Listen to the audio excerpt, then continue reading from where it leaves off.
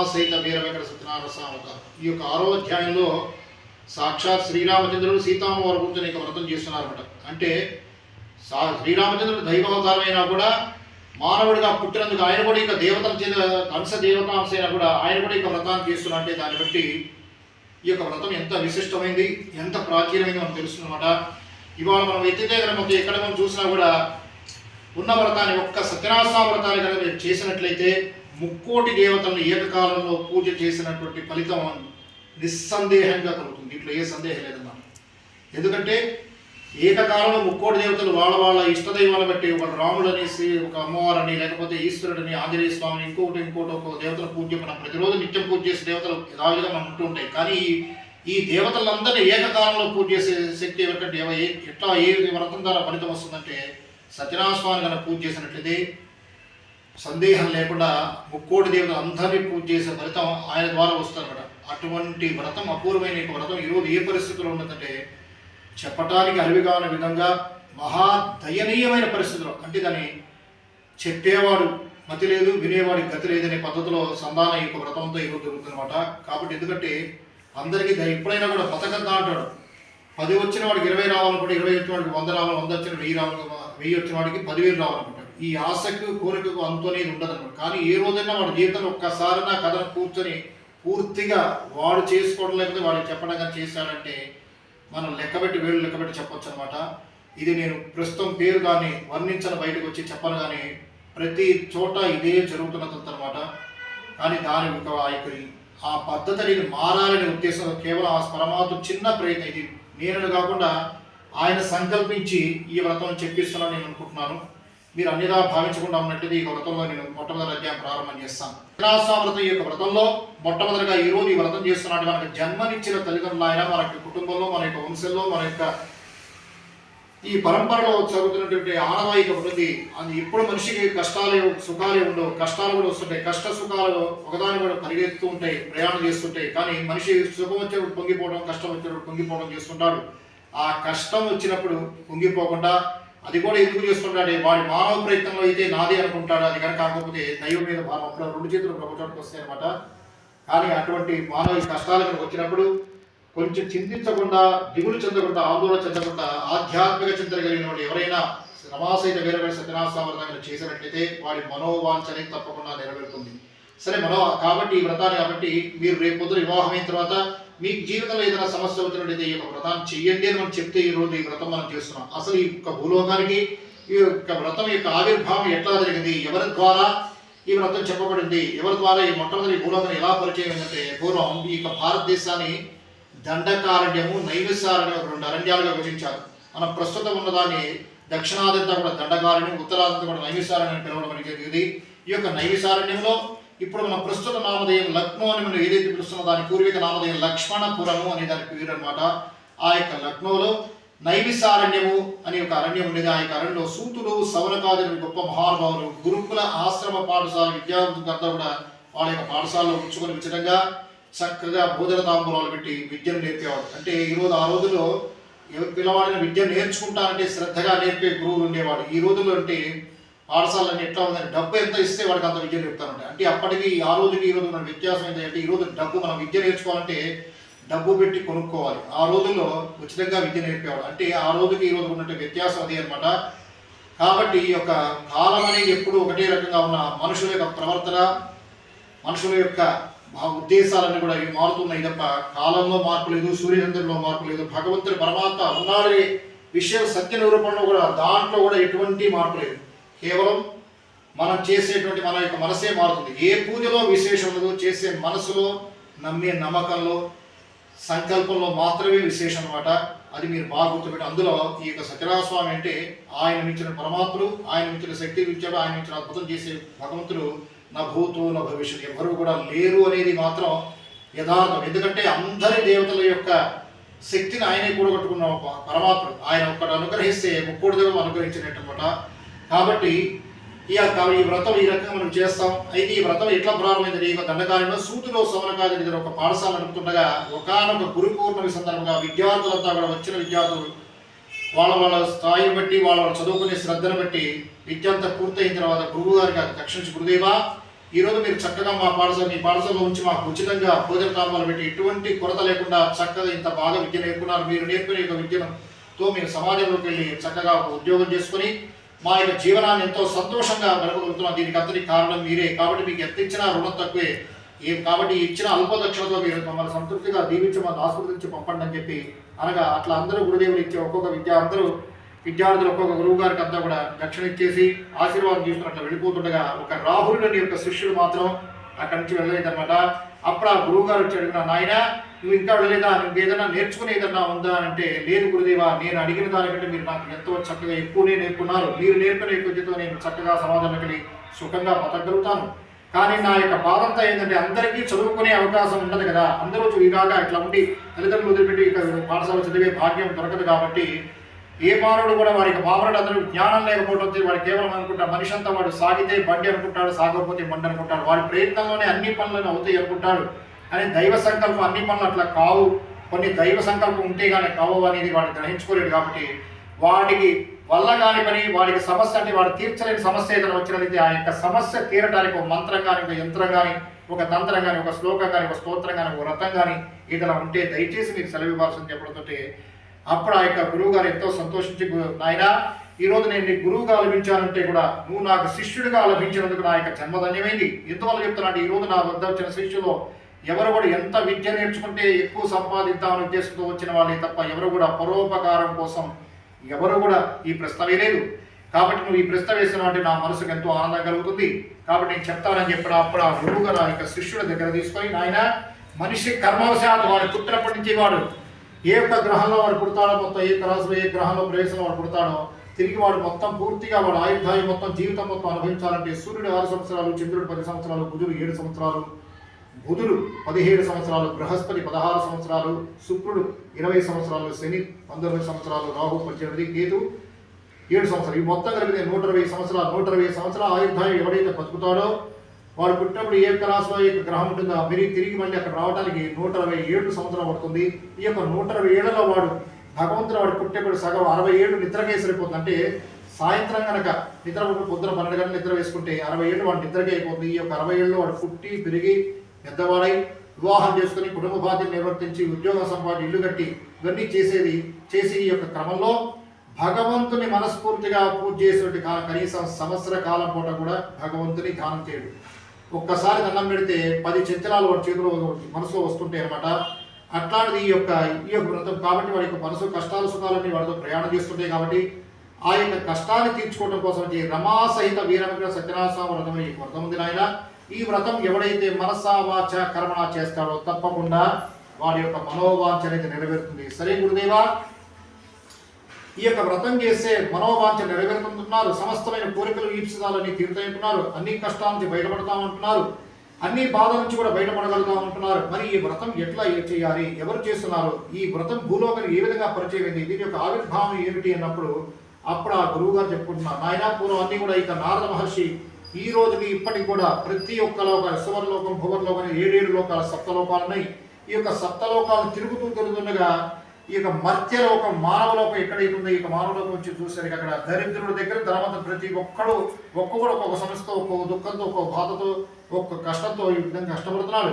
వీళ్ళ యొక్క మనుషుల కష్టాలని చూసేసరికి ఆ యొక్క నారద మహర్షి మనసంతా ఆవేదన, అయ్యో అన్ని లోకాలు సుఖ సంతోషాలతో ఉండగా ఇంత ఉత్తమోత్తమైన మానవలోకం ఏం పాపం చేసింది, ఎందుకు ఈ విధంగా వీళ్ళు కష్టపడుతున్నారు, వీళ్ళ కష్టాలకు మార్గమే లేదా, దీనికి అంతరికి సర్వాంతర్యాన్ని కారణమవుతున్నాయి నా యొక్క జగన్నాథుని అడుగుతామని చెప్పి. జగత్తు అంటే ప్రపంచం, నాదుడు అంటే రక్షించేవాడు, అయితే ఆయనే శ్రీ మహావిష్ణువు.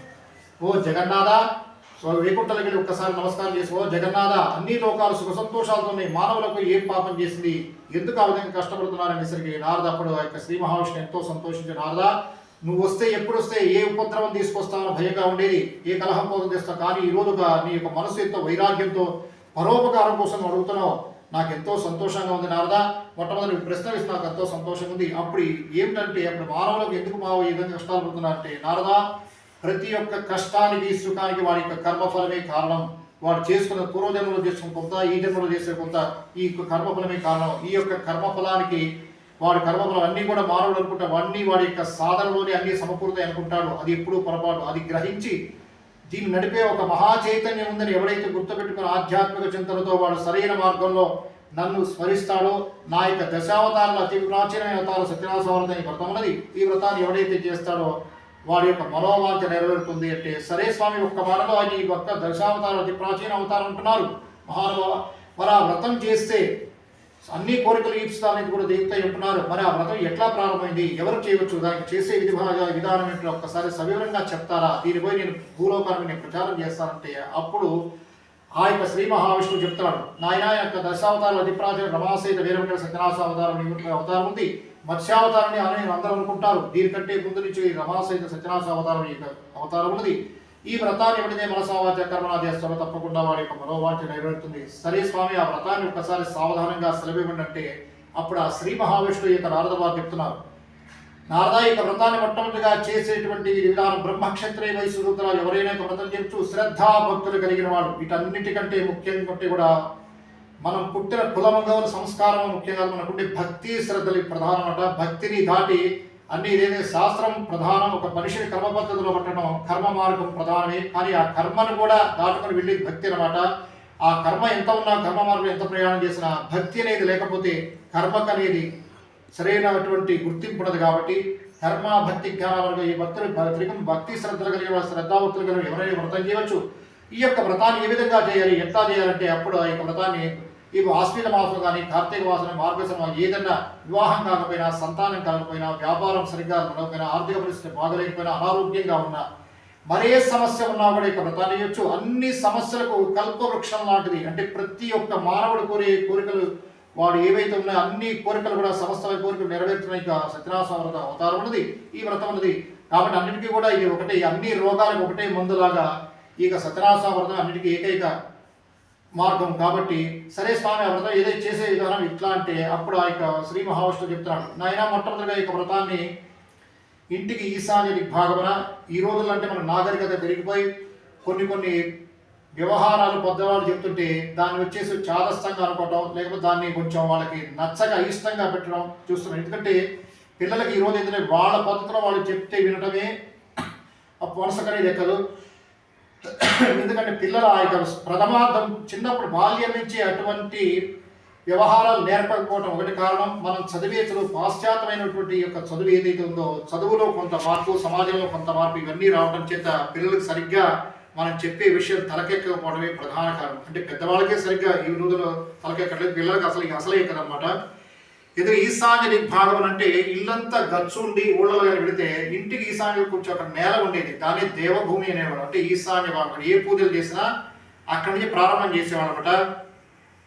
అటువంటి ఆ ఈశాన్య భాగం గోమయంతో చక్కగాలిగి, అక్కడ ఆవుపేడతో చక్కగాలిగేసి, వాళ్ళ ఆవుపేడ అంటే ఏమిటనే వాళ్ళు కూడా చాలా మంది ఉన్నారు. ఎందుకంటే ఏదో రంగు తీసుకుని ఇంటి మొత్తం చల్లితే ఇల్లంతా కూడా పచ్చగా ఉంటుంది అనమాట. అదే ఆవుపేడ అనుకున్నారు. నిజానికి ఆ రోజుల్లో గోవులు పాడి పంటలు పుష్కలంగా ఉన్నాయి కాబట్టి ఆవుపేడ అంటే ఆవుపేడ తీసుకొచ్చేవాడు తప్ప బయట దొరికే షాపులో వాడు ఏదో ఆవుపేడ అంటే గంగాజలం అంటే గంగాజలం అనుకుని, మూసి అంటే మూసి అనుకుని ఇప్పుడు చేయట్లేదు అనమాట. కాబట్టి ఎందుకంటే గంగాజలమే అన్ని పవిత్రమే. అంటే ఏదైనా తీసుకుని ఆ పేరు ఒకటి పెట్టి ఆ ప్యాకింగ్ చేస్తే దాన్ని చూసి మోసపెట్టి వాళ్ళు మనిషి పీల్చే గాలి దగ్గర నుంచి ప్రతి ఒక్కటి కూడా కాలుష్యమే తప్ప స్వచ్ఛమైనది ఏది లేదు. అంటే మానవుడి మనసే స్వచ్ఛంగా లేదు కాబట్టి అటువంటి ఆవు పేడ తీసుకొచ్చి చక్కగా గోమయం తొలగి ఇంటి ముందు ఆ యొక్క ఈశాన్య భాగం గోమయంతో చక్కగా తీసి మొట్టమొదటిగా గణపతిని ఆరాధన చేసి, ఏ పూజ చేసినా గణపతిని దాటుకొని మనం వెళ్ళలేము. కాబట్టి ఓ గణాధిప, నేను పుట్టినప్పటి నుంచి మా యొక్క తల్లి నేను ఎంతో నమస్కారం ప్రతిరోజు నమస్కారం చేసుకునేది. నేను గర్భంలో ఉన్నప్పుడు చక్కగా నేను సుఖప్రసవ ఆరోగ్యంగా బాగున్నాను. నీ యొక్క నాకు నామకరణం చేసేటువంటి నీ యొక్క షోడశ నామంలో గణపతినో వక్రతుండనో లంబోదరుని పేరు పెట్టచ్చు ఎంతో ఆరోగ్యంగా పెరుగున్నాను. ఎందుకంటే ఈ మాట ప్రస్తావన ఎందుకు చెప్పుకోవాలంటే ఇవాళ రేపు చదవేస్తే ఉన్నమతి పోయిందన్న పద్ధతిలో కొంతమంది అన్ని పద్ధతులు పాటించి పేర్ల కోసం ఏదో పుస్తకాలు ఎదిగి కొన్ని టింకు కంకు అని పిచ్చి పేరుని పెడుతున్నారట. అటువంటి ధోరణ ఆ రోజులు లేదు. పెడితే వాళ్ళ దైవం సంబంధించిన పేరు పెట్టేవాళ్ళు, లేకపోతే వాళ్ళ పెద్దల పేర్లు, లేకపోతే వాళ్ళ గురువుల పేర్లు, వాళ్ళకి ఇష్టమైన వాళ్ళ పేరు పెట్టారు. ఎందుకంటే వాళ్ళ యొక్క ఆశీర్వాదం ఉంటే ఆ పిల్లవాడు పెరిగి బాగా చక్కగా వృద్ధిలోకి వస్తాడనే ఉద్దేశం తప్ప. కానీ ఈరోజు ఆ పరిస్థితి వ్యతిరేకంగా ఉందన్నమాట. ఇది అందరని చెప్పాలి కానీ కొంతమందికి ఆ పరిస్థితి ఆ రకంగా ఉందని చెప్పగలుగుతాను. సరే, నీ యొక్క గణపతిని పేరు పెట్టి ఆరోగ్యంగా పెరుగున్నాను. విద్యాభ్యాసం చేసేటప్పుడు మొట్టమొదటిగా నేను నమస్కారం చేసుకోవడం వల్ల నీ యొక్క అనుగ్రహంతో పాటు చదువుల తల్లి సరస్వతి అనుగ్రహం చక్కగా నేను చదువుకున్నాను. ఉద్యోగానికి నేను నమస్కారం చక్కటి ఉద్యోగం నాకు వచ్చింది. వివాహం కూడా నమస్కారం ఒక చక్కటి అనుకూలమైన భారత లభించి నీ గృహప్రవేశం ఒక చక్కటి ఇల్లు నేను నీ యొక్క అనుగ్రహం కోరుకున్నాను. ఈరోజు ఒక ప్రత్యేకమైన కాలంతో సత్యనారాయణ చేస్తున్నాను కాబట్టి నీ యొక్క ఈ రోజు నీ యొక్క అనుగ్రహంతో పాటు ఆ యొక్క సత్యదేవుడి అనుగ్రహం నాకు సంపూర్ణంగా కలగాలి స్వామి అని చెప్పి గణపతిని మొట్టమొదటిగా పూజ చేసి అనంతరం నవగ్రహాలన్నమాట.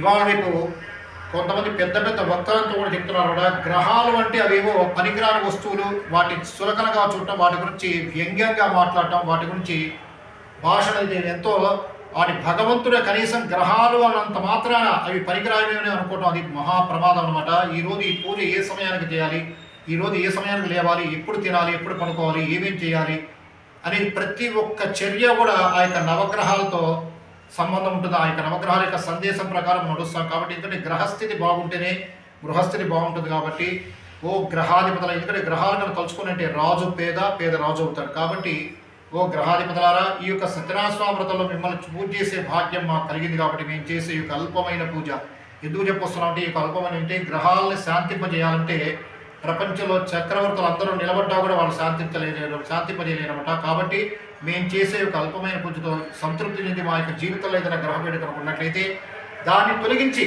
మీ యొక్క దివ్యానుగ్రహం మాకు ప్రసాదించండి అని చెప్పి నవగ్రహాన్ని మనస్ఫూర్తిగా ధ్యానం చేసి అనంతరం స్వామివారి యొక్క ప్రాణ ప్రతిష్ఠ చేసేసి మనకున్న ఆరోగ్యాన్ని అనుకోవచ్చు. ఎందుకంటే ఈ పూజలన్నీ అయ్యేసరికి మనకు వచ్చేసరికి ఒక సమయం అనేది కొంత నిర్ణీత సమయం పడుతుందన్నమాట. ఇంకా మనకున్న సమయాన్ని బట్టి మనకున్న శ్రద్ధని బట్టి ఎందుకంటే శ్రద్ధ ఉన్నప్పుడే మనం ఇక పూజకని ఉపకరించాలి. ఇప్పుడు కూడా శ్రద్ధ లేకుండా ఏ పూజ చేయకూడదు, ఏ పని కూడా చేయకూడదు, అది మహాప్రమాదం అన్నమాట. ఆ మనకున్న శ్రద్ధను బట్టి ఓపికను బట్టి మనకున్న ఆరోగ్యాన్ని దృష్టిలో పెట్టుకొని స్వామివారి యొక్క షోడశనామం అంటే పూజ కానీ 16 నామాలు లేకపోతే అష్టోత్తరం 108 నామాలు ఇంకా శ్రద్ధ కలిగినట్లయితే సహస్రనామం 1000 నామాలు ఇంకా శ్రద్ధ కలిగినట్టే ఆ యొక్క సహస్రనామాన్ని 10 సార్లు చెప్తే దాని లక్షార్చన అవుతుందన్నమాట. లక్షార్చన చేసి స్వామివారి యొక్క కంకణ ధారణ అసలు కంకణం కథలో లేదు. ఎందుకంటే కంకణం అనే ప్రస్తావన ఏ రకంగా వచ్చిందంటే ఆ రోజులో వ్రతం చేసి ఇక్కడ ఒక ఇల్లు ఊళ్ళ వైపు ఇల్లు ఇప్పుడున్నంత జనాభా ఇప్పుడున్నంత ఇల్లు ఇప్పుడున్నంత జనసందోహం ఆ రోజులు లేదు. కాబట్టి ఏ ఊరన్న కుగ్రామాలు ఎక్కువ, పట్టణాలు నగరాలు చాలా తక్కువగా ఉండేవి.